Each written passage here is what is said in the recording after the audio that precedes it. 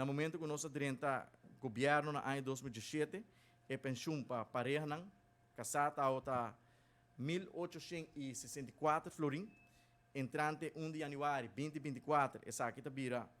2.130 florim, um aumento de 266 florim, em comparação, 266 florim para Luna,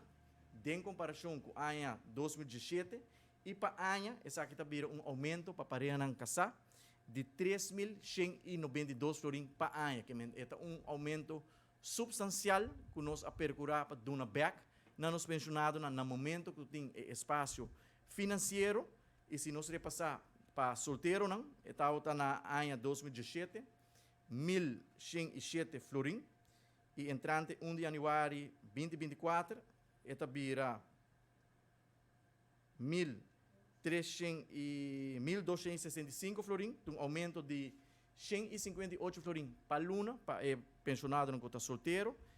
e para Anha, a pior bases, esta vira aumento de quase 1.900 florim extra,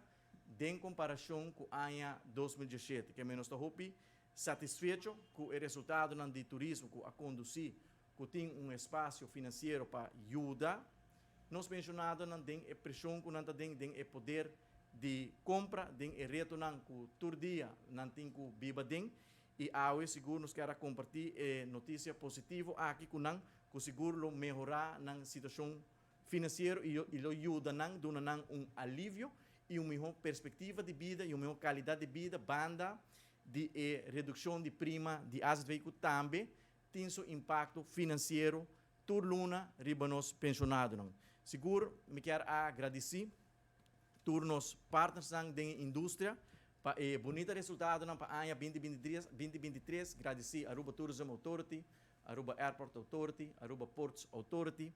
a HATA, ATSA, Aruba Vacation Rentals Association, tur empleado de governo que está dando serviço na nosso turismo, é um ano sumamente exitoso, é um ano recorde para o país Aruba e maneira mais bisa rato passar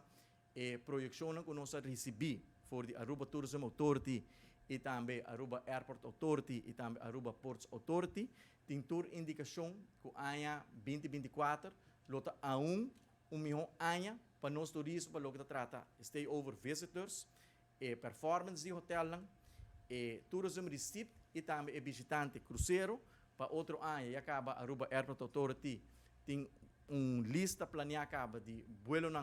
inaugural de aerolínea americana que vai ampliar na capacidade de assento